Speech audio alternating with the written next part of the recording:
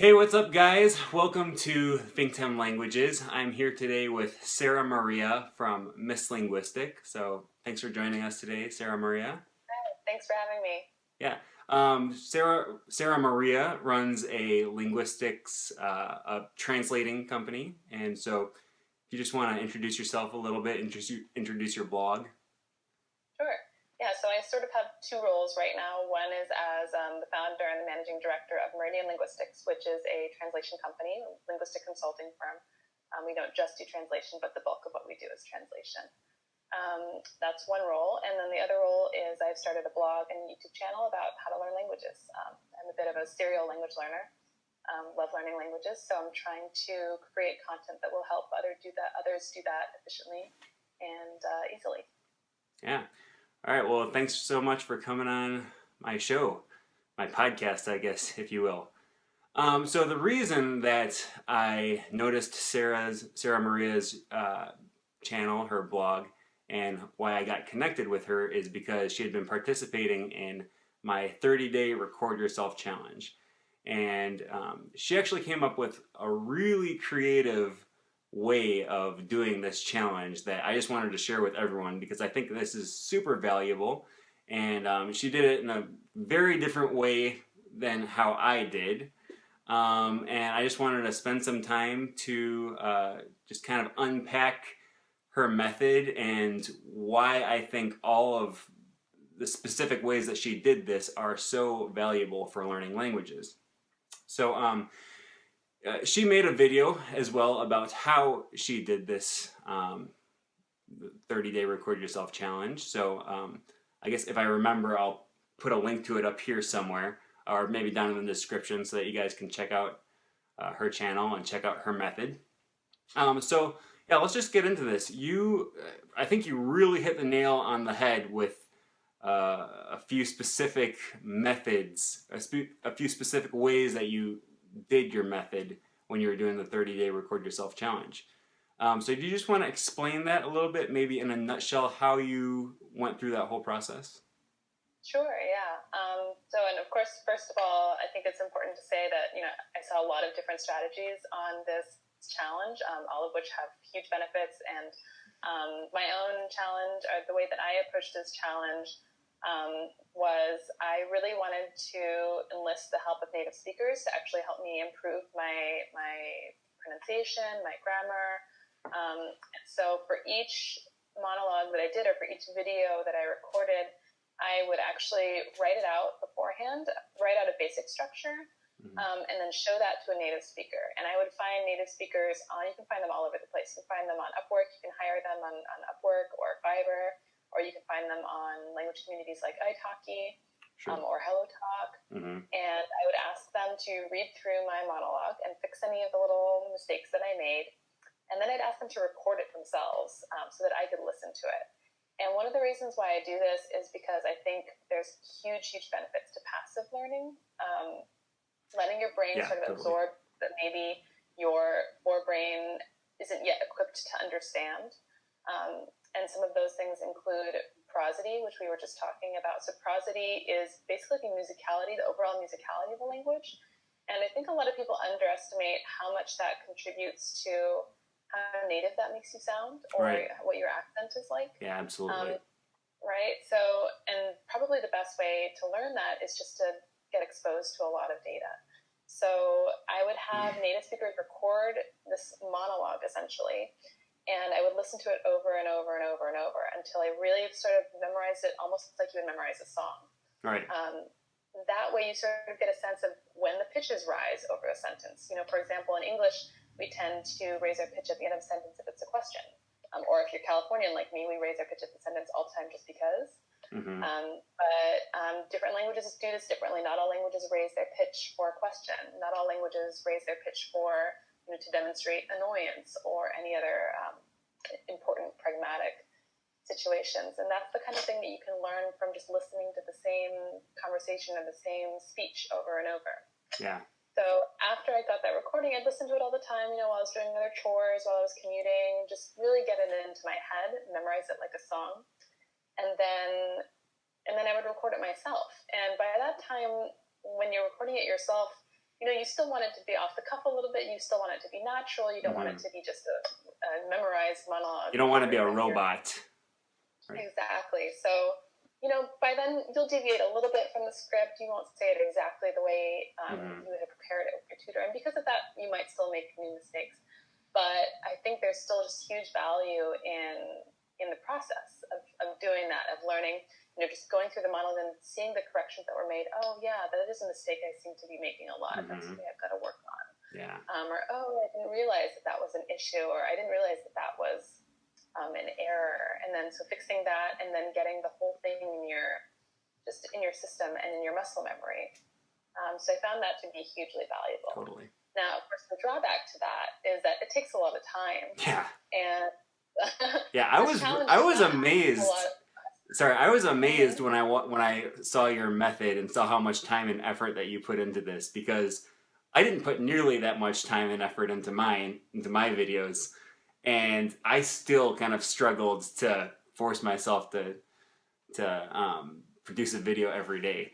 So it takes a lot of dedication. Well, honestly, I think a lot of the reason I decided to go this method is that I'm working on a lot of intermediate level languages that I'm not completely advanced in yet, and there's just a vanity issue of I don't want to put videos online that aren't me at my absolute best. Yeah, so totally. That was huge motivator. Yeah. And you probably every once in a while I'd get totally backed up and I just resort to Spanish, which is my advanced language. Right. So I don't really need. I still make mistakes in Spanish, but that one I didn't have to spend as much time preparing. Right. You wake up in the morning, you think what you're gonna say, and you just do it.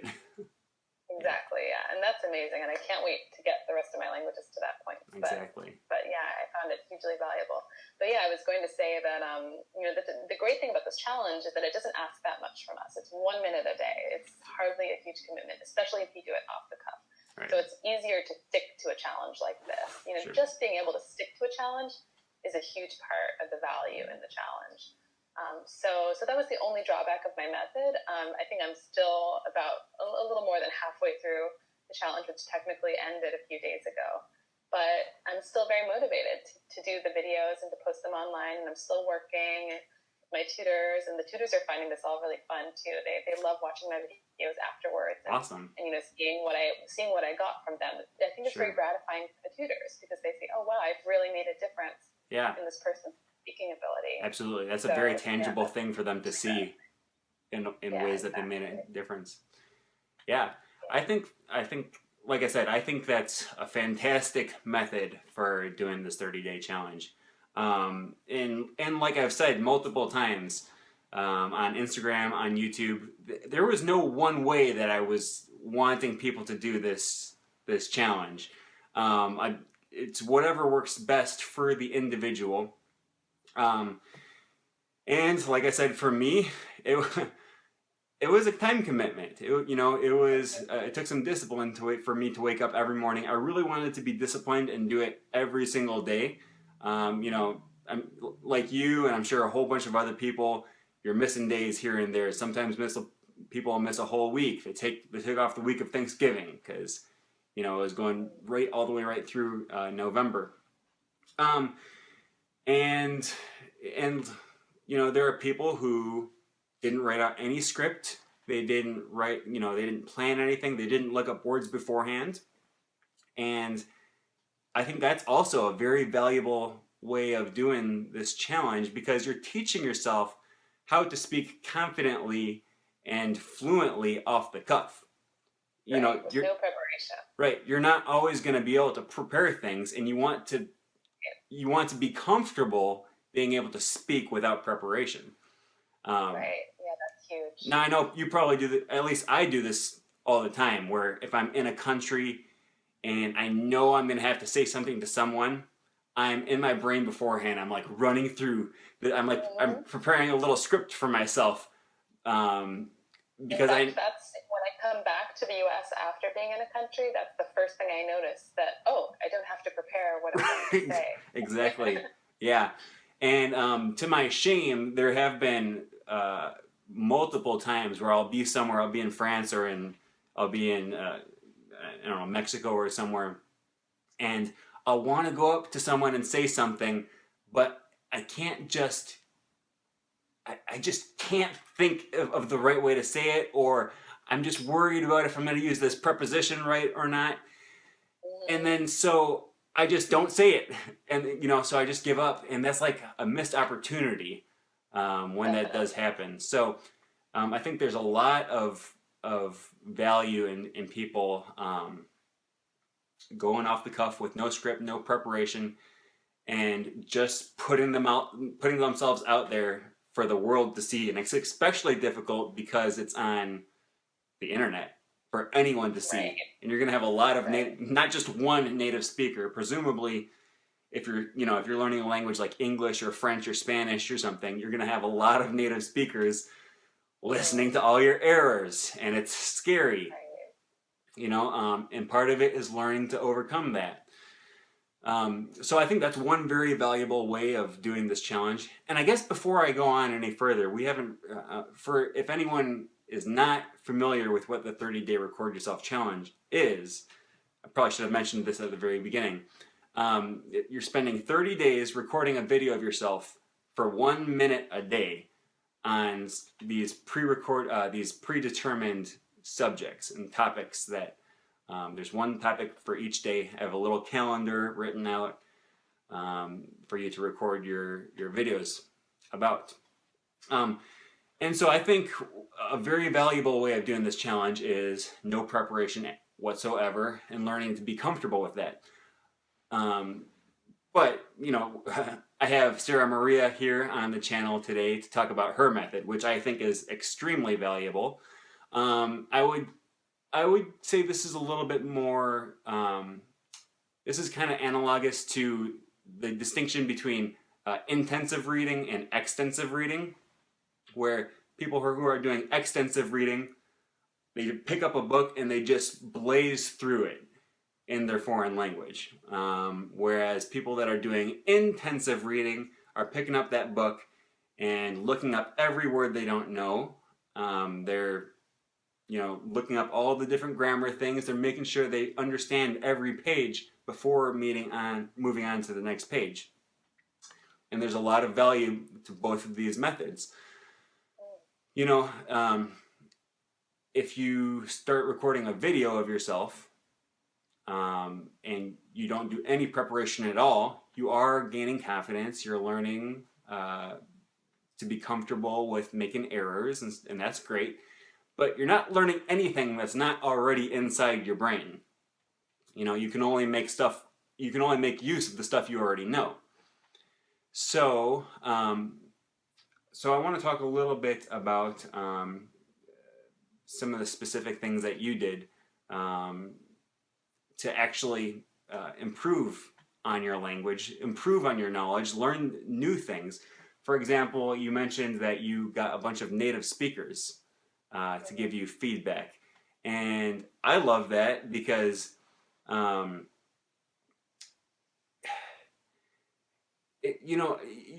I feel like my grammar is pretty good in French, and when I was doing these videos every day for the 30-day challenge, every time I would upload a video and I would think to myself, all right, this is good. I've looked it over. I got all the grammar. I got all the vocabulary. I got my prepositions right. And then every time someone would leave a comment and said, oh, you used that preposition wrong, or no, you got the gender wrong on that noun, right? Now, I think a lot of people probably don't have a whole bunch of resources for meeting native speakers, or they don't know what resources to use. Yeah, I shouldn't say they don't have. A lot of people probably just aren't aware. So you mentioned italki, which is very popular. I've actually never tried italki, and I've always wanted to. I love italki. I am a huge proponent for italki. And I love that through that platform you have both the paid and the unpaid way of interacting with people. Okay, I didn't know that. I mean, it's very important that if I'm taking someone's time, there's another polyglot who often says people are not language learning tools, and I think this is a really important thing to remember. Not to take advantage of your friends who are native speakers of other languages, right? Without properly, compensating them or making sure they understand how grateful you are for their time.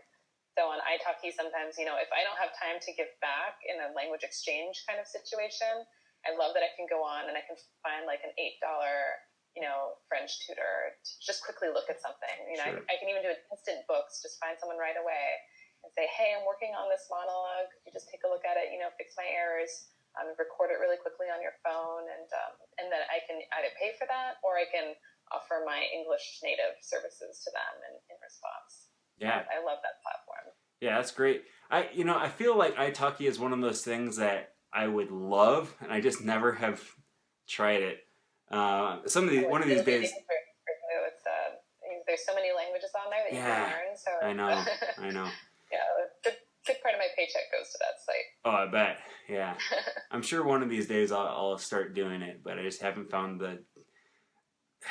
I don't know. I guess I feel like if I'm going to start doing that, I really need to block out a certain portion of my week or something to dedicate to it. It's hard, and when I'm in school and writing finals right now. So italki, I'm taking your word for it. That is a really great program. Hello Talk, you mentioned as well. You have a lot of experience on that one. I haven't used Hello Talk very much yet, but I've been hearing about it in the community. But yeah, I'm looking forward to trying that out a little bit more. Yeah, that's one that I have used in the past, and I really enjoyed it. I found that it was kind of hard to get people that wants to kind of form a long relationship. Because you're not paying tutors or anything. You're just finding someone that wants to exchange languages with you. And so I did find a few people when I first started learning French. I found a few people that were willing to do half-hour language exchanges with me, one in English, one in French. Those usually lasted 1 or 2 weeks or something like that before it kind of petered out and we got too busy or something. Exactly. I feel like, unfortunately, things like language exchanges where there's no exchange of money, it always becomes last priority. When you get busy, it always is the first thing to go, at least in my experience. And that's why I've decided, even if it's only $5, I need to pay someone in order to keep myself accountable and keep myself motivated and make sure that I'm not allowed to cancel. And italki also has a reviewing system for both the student and the teacher. Okay. So, you don't want your review system to show that you didn't show up for a lesson or that you canceled it. Right. So it really keeps you accountable. So that's really changed my whole system. Yeah. Cool. I'm definitely gonna have to check that out one of these days. So the other thing that I wanted to mention, or that I wanted to just expand on a little bit more, is your how you talked about mastering prosody and really like mirroring the prosody of the native speakers that you were listening to. And you touched on this in the video that you made, which was great, by the way, but it was only like 6 minutes long. So I want to give you some time here to just expand on that a little bit and unpack it a little bit. Sure. So I don't know. Yeah, you just want to mention a little bit about that? So actually, I can tell you a little story about how I hit upon this method. A couple of years ago, I got married to a man who is from a Hong Kong family originally. Mm-hmm. And I decided I wanted to learn Cantonese to surprise his family at the wedding. And I didn't tell him. I was doing this all in secret when he wasn't in the house. And I started studying with a tutor. And I decided what I was going to do was I was going to give a toast, like a traditional Cantonese wedding toast to his parents, thanking them for everything. And so I started learning Cantonese with this tutor, started learning some of the basics of conversation. But also pretty early on, I asked her, help me write this toast, and can you record it? Because Cantonese tones are particularly difficult. And I've learned Mandarin. I can handle tonal languages, but Cantonese tones are really difficult. Yeah, I've heard that. Per word level, but they're particularly difficult at the sentence level because you might know the tone that each word is supposed to have, but the relationship that each word has to the next word is really the most important thing in determining what the tones are. Because in Cantonese, some tones are high tones, some tones are low tones, and so a lot of what makes something a high tone or a low tone is where it is in proximity to the next word.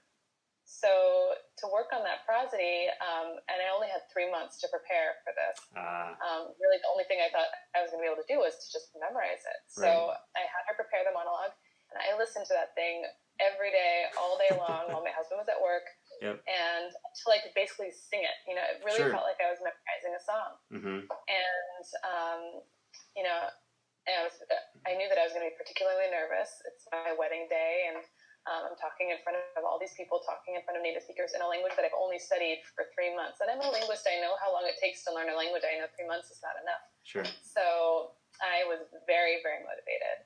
And that whole process of preparing the monologue and working on it with the tutor and getting it into my muscle memory, just getting my articulators, the tongue and the lips and everything to remember where these sounds are easily. Yeah, totally. I found that hugely, hugely valuable. And so after that, I was going to Thailand. Thai is another tonal language, and I thought, let me play around with this a little bit. Maybe I'll try that same technique where I memorize a monologue. Mm-hmm. Basically, when I meet Thai people, what are they going to expect me to say? Where I'm from, introduce myself, talk to them.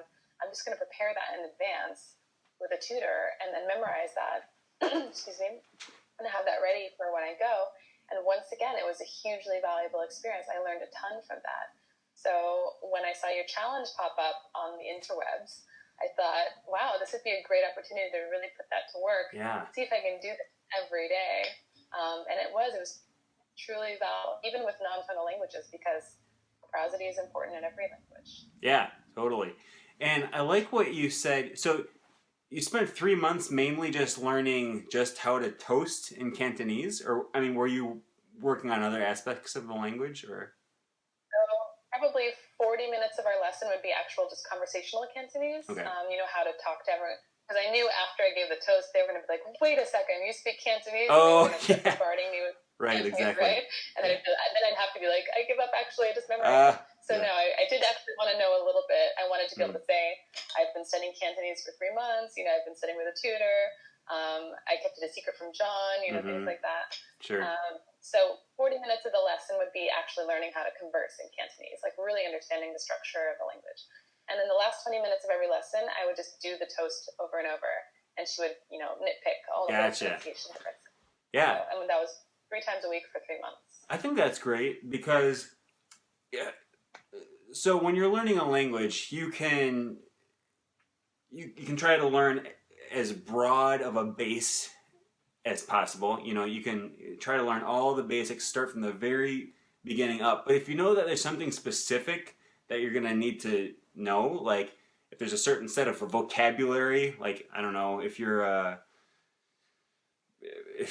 in the medical field or something like that, you can focus on a very specific set of vocabulary or something like that. Or in your case, you needed to learn a toast.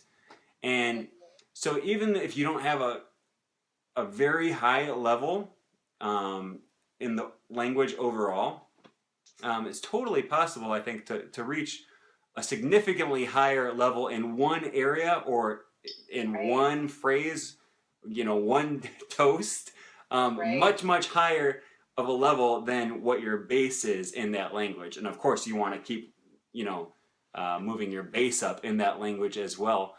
But I think there's something very, very valuable to be said about learning specific skills or focusing on specific areas within the language, especially things that are very personal to you, things that are going to specifically apply to you, and things that you're going to need to talk about naturally, because you naturally talk about the things that you're interested in.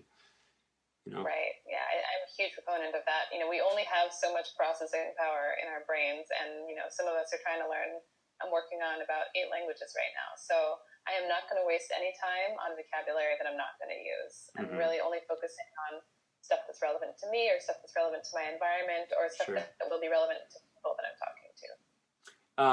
And another analogy to that, I guess, would be I'm a big musician. I play a lot of instruments, and when I first start learning an instrument, I play scales a lot. If I'm learning to play, I have several different types of flutes, and I play a lot of different scales and arpeggios and stuff.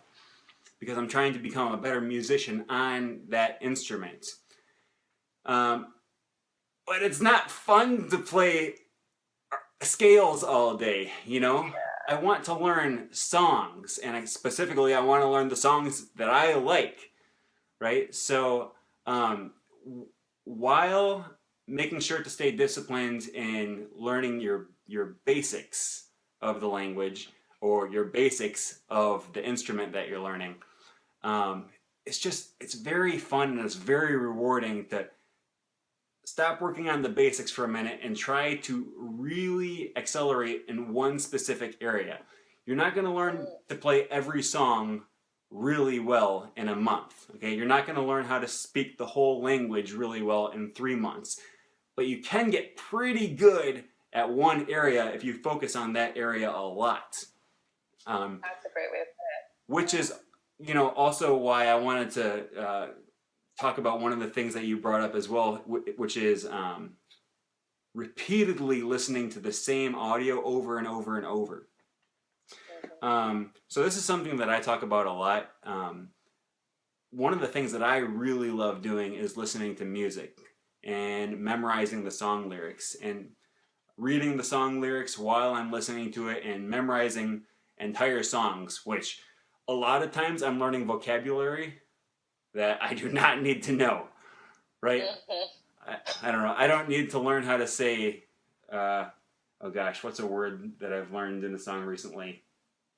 I don't know. I can't think of any off the top of my head. Chevreuil. I think that's how you say it. Chevreuil. It's like Chevreiul, I think, in French, which is apparently a type of deer, or it's a stag or something. Maybe it might be specific to Canadian French. I'm not sure. But I don't think that's the normal way of saying deer. And it was just so specific. It's not something that I would really need to know for someone that's at my level anyways. But I was listening to this song and I wanted to memorize every word in the song because it's a song that I listen to a lot, and I think it's a lot more fun to learn languages that way as opposed to just focusing on the basics all the time. But anyways, I'm kind of going off on a rabbit trail here. What you want to talk a little bit about your experience listening to those same audio recordings from your native speakers? Yeah. Well, I think there's a lot, and I don't want to get too technical linguistic-y about this, but as I mentioned before, I think there's a lot that your brain can learn subconsciously, the way that children do. Sure.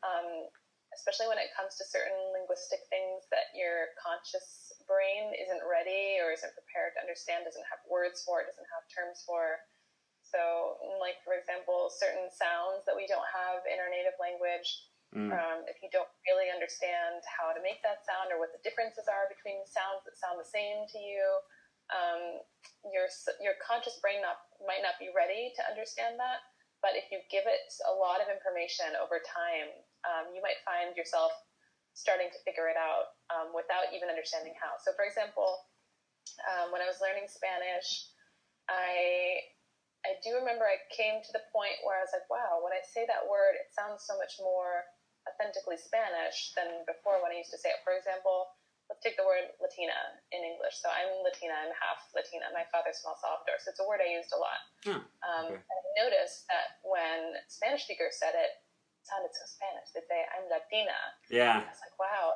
When they say it like that, it sounds so Spanish. And when I say it, I sound so gringa. I sound so white person. Yeah, you sound so not not Latina. My Spanish teacher wasn't telling us, the difference. And it wasn't until a lot of time went by and I realized, I think I'm sounding much more authentic now. I'm saying Latina, I'm not saying Latina. But I didn't know why. Right. And it wasn't until much later when I started studying linguistics and I started studying phonology that I realized that there are these different, I'm not going to get too much into the technical terms of it, but different kinds of T's and different kinds of D's, right? Yeah, sure. And that the one in Spanish is a little bit different from the one in English. Mm-hmm. And, my Spanish teacher didn't teach us this. I certainly didn't have the vocabulary to understand this difference, but over time I had gotten so exposed to Spanish, I'd gotten enough data that I just started doing it right without knowing why. It's not like the teacher ever said, lengthen your VOT of that, yeah, of that exactly. sound, you know, never said that to me. But over time I just started doing it right because I'd gotten so much data that my brain, my passive learning part of my brain, at some point made the switch and I started doing it right, even though I didn't know why. Yeah. So things like that, you know, even if you don't have a linguistics degree, even if you're not able to pinpoint the phonological errors that you're making, if you give your brain enough data, it'll automatically start to that. So I think that's one reason why repetition is so important. Yeah, totally. And on that note as well, one of the things that I found really interesting is, especially when I was learning Spanish, is that a lot of the sounds that just sound so foreign to us actually exist in English as well. So, like, for example, you were mentioning the T's and the, I don't know what you say, the T's, the D's, and the K's, let's say, in Spanish, that are unaspirated and they sound different, and it makes you really sound very gringo or very gringa when you pronounce them with your American accent. Those sounds exist in English too. They just exist in different different phonological environments, right? Yeah. So if you can study that a little bit, if you can tap into that and use your previous knowledge of how to pronounce those sounds because they already exist in your native language, or for example, the R's in Spanish.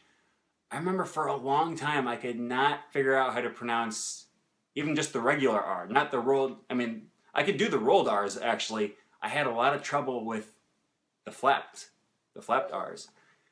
And then one day I was reading some linguistics text, and they mentioned that we have that sound in English. We have it in the word butter and ladder. You know, it's a T to me, right? At least to us Americans, it's a T sound. And that's the sound you're going for when you pronounce the R in Spanish. So after that, you know, I got a lot of practicing those R's, you know, and I'd say tongue twisters that had a lot of R's in it or a lot of T's in it to get that unaspirated T sound. And you mentioned this several times, that after going through that a bunch of times, you get that muscle memory down. And it's like you don't even need to think about it anymore. I don't need to think about putting my tongue against my alveolar ridge or against my teeth, right? It just becomes natural, but it takes a lot of practice. And man, let me tell you, Spanish wasn't that bad, but when I started learning French, trying to learn those vowels is a nightmare, right? Like, in Spanish it's easy because there's five. There's five vowels. But then you're learning French and you got to pronounce all these U's and E and R, and you know, it just sounds like it's just a nightmare. And man, was I confused at first. You know, any word that had a U or an OU or OUS or OUZ or OUP or EU, all these sounds to me were just the same. It was all oo. Right, because in English we don't have e and we don't have and we don't have all these crazy things. But I just did a lot of listening. In fact, Pimsleur I think helps me a lot. I don't know if you've ever used that. Pimsleur helps me a lot. And now the difference between vous and vu I can tell the difference now. It's not even close. And it's funny, I was not able to tell the difference. I would say, je l'ai vu instead of, you know, V-O-U-S instead of V-U. I saw you, yeah. Right. And I think Pimsleur was a big help for me, actually. Because, and the thing I love about Pimsleur, the really beautiful thing about this system, is that they have a native speaker say something, and then they pause, and then you have to repeat it. And you repeat the prosody of it, and I try to say it on the same pitch as them. I try to say it with the same intonation, the same contours in my voice. and you just start to internalize it. You can't. Yeah. It was like you were saying. You can't. You don't have the processing power to pay attention to all that stuff. Yeah. Where your tongue is, how your vocal cords are moving. Can't pull up all those rules all the time. At Right. some point, you have to be able to rely on muscle memory. And yeah, I think just as important as listening is for being able to hear the differences, muscle memory is so important for being able to just get the words out, without having to think about it too much. Mm-hmm. And if you're spending time thinking, oh yeah, do I pronounce this one E or do I pronounce this one ooh? If you're just spending too much time thinking about that, you don't have the processing power to remember the special word you were about to use. Sure. So the more you can, people forget that our articulators, our tongue and our lips and our alveolar ridge and all these things going on in our mouth for spoken languages, they're muscles too. And if you don't use them, you really start to notice. I remember stepping away from a piano for a year and coming back to play it, and my fingers knew what they were supposed to do, but they weren't, just like the muscles weren't there anymore. Yeah. And that's how it feels when you step away from a language for a while and your tongue's just not used to twisting in those special arrangements. And you come back and you know how it's supposed to sound, but your tongue isn't quite doing it. Sure. So you have to work it out just like any other muscle. I always equate it to, if you want to learn how to swim, so you read a thesis on swimming technique, right? Then you jump in. You can't dive into the deep end. You're gonna drown because you have to practice it. You got to move your muscles to figure out how to do it. I don't care how many books you've read on the subject. Have you ever heard of what this guy's name is, like Idausa or something? Idausa Ness. He has a system called the mimic method. And I'm trying to remember his name now. It's like Idauhosa or something along those lines. But it's not, it looks like Idahosa, I guess I would say. I'm going to have to look him up now. He does what's called the mimic method. Idahosa Ness. I think SS. Yeah, the mimic method. Okay. So, he talks about this all the time, and I've never actually used his I've never purchased his system, but I've watched a lot of his videos and stuff, and he was the one that kind of got me, even before I started studying linguistics, he was the one that kind of got me, that kind of introduced me to the aspect of listening to the way that the native speaker actually sounds when they're producing the whole sentence, and listen to the way it flows, listen to the contours of their voice.